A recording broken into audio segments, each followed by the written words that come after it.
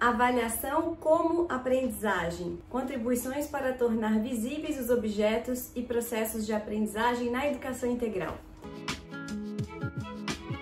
Esse é o tema do capítulo 8 que eu escrevi no livro Aprendizagens Visíveis, Experiências Teórico-Práticas em Sala de Aula. Eu falo exatamente a partir de uma experiência de pesquisadora que eu tive para o Centro de Referências em Educação Integral ao longo de 2017 e 2018, pesquisando novas formas de avaliação que fossem mais condizentes com a concepção de aprendizagem para o desenvolvimento integral. Então, o que é aprendizagem para o desenvolvimento integral? E o que deve ser uma avaliação que torne visível a aprendizagem dentro dessa concepção? São esses os temas que eu estou discutindo no capítulo, e para isso eu trago essa fundamentação, né? Já logo de cara, na entrada do capítulo, a diferença entre o que é avaliação da aprendizagem, os resultados da aprendizagem, o que é avaliação para aprendizagem, para apoiar o processo de aprendizagem, ou seja, da avaliação em processo, e o que pode ser avaliação como aprendizagem, ou seja, um processo de avaliação que nele mesmo o estudante não só vai ganhando consciência de como ele aprende, o que ele já sabe, como ele também vai aprendendo sobre o seu próprio aprender. Então, ele está ao mesmo tempo ganhando consciência sobre os resultados e o modo dele aprender e sobre ele mesmo, sobre um autoconhecimento. E é nessa perspectiva que eu vou trazer toda uma fundamentação e de pesquisa, né, desse tema, né, de novos autores que ainda são pouco lidos no Brasil, que apoiam essa concepção. Especialmente, eu vou trazer pesquisas apoiadas na Unesco, na OCDE e na Unesco. Vou trazer as pesquisas da Linda Darling Raymond e do Centro de Pesquisa em Educação dos Estados Unidos, como se fosse um INEP, mas que é o National Research Council, que faz várias pesquisas de estado da arte, de como a gente aprende e como que a gente pode ter instrumentos para aperfeiçoar a aprendizagem. São sempre pesquisas com muitos diferentes professores dos Estados Unidos e de fora, então são estudos tipo estado da arte, que são muito bons para a gente ter um termômetro do que a academia está discutindo sobre aquele assunto. Então eu resenho bastante algumas referências, e especialmente desses conceitos sobre como a gente aprende, o que é aprendizagem no século XXI, eu me apoio muito nesse último estudo, que é como a gente aprende, né? E o que são os conhecimentos transferíveis que a gente deve desenvolver no século XXI.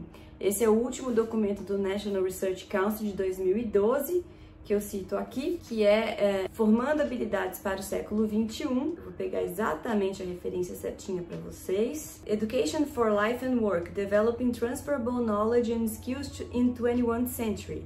Então educação para a vida e para o trabalho, desenvolvendo conhecimento transferível e habilidades para o século XXI, do James Pellegrino e da Margaret Hilton, que são os organizadores. É um compêndio desse tamanho, também como um estado da arte, sobre o que é esse conhecimento transferível, que é o mesmo conceito de competências da BNCC, que são conhecimentos, habilidades, atitudes e valores que a gente utiliza para resolver problemas complexos da vida e que a gente vai desenvolvendo na escola. Então não é só conhecimento, não são só habilidades que a gente treina, mas são conhecimentos e habilidades com valores e atitudes que a gente ganha a capacidade de aprender na escola para transferir para situações complexas da vida. Então é nessa direção que a gente vai trabalhar o conceito de avaliação como aprendizagem, que é algo que a gente vai aprender a praticar na escola, na matemática, na linguagem, nas ciências, só que depois a gente vai transferir para qualquer situação de aprendizagem que a gente tiver na vida. Essa que é a ideia de ser um conhecimento transferível e que a gente mobiliza para a vida. Eu cito a BNCC, faço relação com a BNCC, como todos os capítulos sempre tem QR Codes para a gente poder pesquisar outras referências, né? E vou também problematizar a ideia de slogans pedagógicos. Então, para além de frases de efeito, de falar que a gente precisa aprender habilidades e competências do século XXI, o que realmente significa isso, né? Então, eu vou me apoiar também bastante na discussão do professor Chico Soares e nas discussões de avaliação no Brasil, para dizer de como a gente tem que trabalhar esse conceito de competência de uma maneira mais complexa. Muitas vezes no Brasil, a discussão da habilidades foca em treinar habilidades para passar em testes.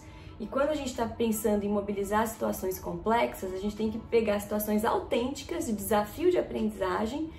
Por exemplo, se é sobre competência leitora, a gente tem que ajudar os alunos a trabalharem a capacidade de leitura, a competência leitora, de fazer inferências e interpretação de texto num texto completo, longo, com começo, meio e fim, e não só fragmentos de texto para fazer inferências e passar bem em testes. Então, se a gente está falando em realmente desenvolver competências transferíveis, a gente precisa de situações autênticas e robustas de aprendizagem e que o estudante vai ter ali o aprendizado de ler um texto, de fazer inferência, de lidar com um texto longo, de trabalhar com o que ele já sabe, de persistir numa situação complexa, e ele vai poder transferir isso para vários outros textos na vida, de vários gêneros diferentes, porque ele vai ter aprendido como lidar com um texto complexo. E aí a gente vai se apoiar nos últimos textos de pesquisadores como Guy Claxton e parceiros que pesquisaram para a OCDE como desenvolver, por exemplo, avaliação de competências complexas, como a criatividade, que é uma competência híbrida, que ela precisa de elementos cognitivos, socioemocionais e de situações de estímulo e desenvolvimento também híbridas. Então a gente vai citar as referências que eles trazem de avaliação formativa e vai utilizar e vai mostrar inclusive rubricas como instrumentos que tornam visível critérios de avaliação e que permitem ao estudante mapear mesmo o que ele já sabe ao longo do processo. Então a gente traduziu instrumentos como essa rubrica para criatividade, que envolve 5 dimensões, e a gente traz também nos QR Codes exemplos desses instrumentos preenchidos por estudantes para ficar visível como utilizar um instrumento desse tipo. O que são dimensões da criatividade, o que são indicadores da criatividade, como que um estudante pode utilizar esse instrumento para se autoavaliar. E o que significa pensar nessa perspectiva? Significa, fundamentalmente, a gente apoiar a avaliação como aprendizagem. Eu faço uma síntese desse quadro conceitual aqui, que é uma pesquisa baseada da Lorna Earle, de 2013, muito pouco estudada no Brasil, que tem um livro exatamente que se chama Avaliação como Aprendizagem. Ela vai trazer essa distinção da avaliação para aprendizagem, da avaliação da aprendizagem, da avaliação como aprendizagem. Na avaliação da aprendizagem, a gente está nos retratos somativos, de final, de resultado de aprendizagem. É como se fosse uma fotografia final do processo. Na avaliação para aprendizagem, o professor faz inferências para melhorar o próprio processo de aprendizagem, embora ele possa contar até com feedbacks e devolutivas dos alunos para aperfeiçoar o processo. Já na avaliação como aprendizagem, o centro é o estudante e ele próprio pode se colocar algumas dimensões de autoavaliação singulares para ele. Ele pode usar a referência do que é esperado para a turma inteira, de critérios de avaliação para a turma inteira, pode usar o feedbacks e devolutivas de outros estudantes, mas o principal é ele se autoavaliar e ele colocar metas de aprendizagem para ele. E aí a gente vai trazer vários elementos e várias definições de pesquisadores da Inglaterra, principalmente a dupla de pesquisadores William e Black, que desenvolveram as primeiras ferramentas de avaliação formativa em larga escala para políticas públicas no Reino Unido, e vai trazer definições de como que uma avaliação para apoiar a aprendizagem tem que realmente permitir feedback e reflexão em profundidade no processo de aprendizagem. Então ela tem que tornar os critérios visíveis e compartilhados para todos, ela deve permitir questionamento permanente e ela deve se apoiar em feedbacks produtivos.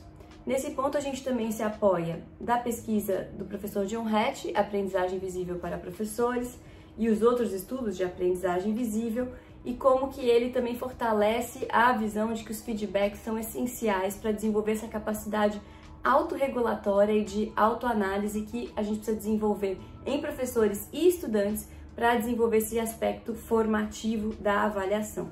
E aí a gente vai trazer mais exemplos práticos, né? A gente mostra no Brasil quem está fazendo essa discussão.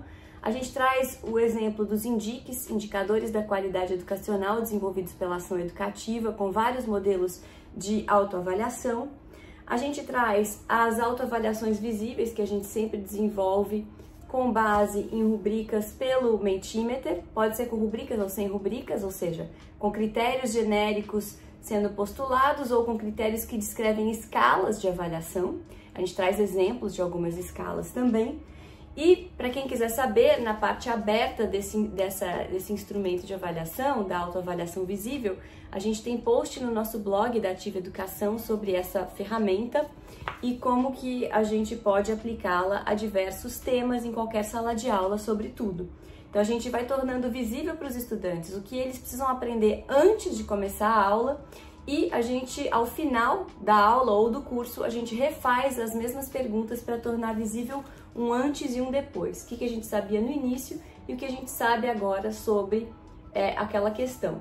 Sempre com base numa autoavaliação do estudante, que pode ter um critério dado pelo professor ou não, mas que serve para ele se aproximar do nosso objetivo de ensino e ter mais clareza para se automonitorar. E a gente termina discutindo o que são objetivos e evidências de aprendizagem, a gente fala de instrumentos de feedback, como a escada de feedback, como que a gente pode dar devolutivas para outras pessoas com base em critérios compartilhados, de maneira a sempre criar um crescente na participação, então valorizar a iniciativa do que foi apresentado, pedir pontos de esclarecimento, questionar alguma coisa que a gente não tenha entendido e aí fazer sugestões de melhoria.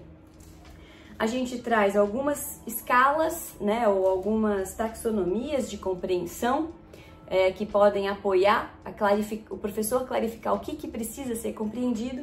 Em especial, a gente gosta muito das facetas da compreensão do Grant Wiggins e do Jay McTighe, que são autores do Planejamento para a Compreensão, em que eles vão trazer as várias formas da gente compreender algo, que compreender não é uma coisa só, mas pelo menos 6 coisas diferentes, como saber explicar, saber interpretar, saber aplicar e imaginar, considerar diferentes perspectivas, tomar empatia com uma perspectiva diferente da nossa e se autoconhecer. Para todas essas taxonomias e outras que a gente cita, sempre tem QR Codes e pesquisa de aprofundamento e exemplos que a Ativa Educação desenvolveu. Por fim, a gente termina citando uma pesquisa da OCDE dizendo que aplicar instrumentos de avaliação formativa em sala de aula pode dobrar a velocidade de aprendizagem do estudante, desde que seja feito com muito cuidado para que o estudante compreenda realmente o sentido formativo do que está sendo posto em jogo. É isso, convido vocês a lerem, a deixarem aqui perguntas e comentários sobre o nosso artigo de avaliação como aprendizagem e a gente continua conversando e trazendo mais ferramentas para vocês compartilharem e tornarem visível o seu pensamento.